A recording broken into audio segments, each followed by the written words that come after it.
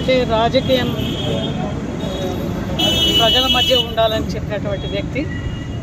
మొట్టమొదట రాజకీయాలంటే ఒక నిగర్వి స్వభావం కలిగినటువంటి వైభవ్ రెడ్డి గారు ప్రజల మధ్యనే ఉండి ప్రజలకు సేవ చేయాలి, ప్రజలకు పనులు చేయాలి, అప్పుడే రాజకీయాలు బాగుపడతాయని చెప్పినటువంటి వ్యక్తి.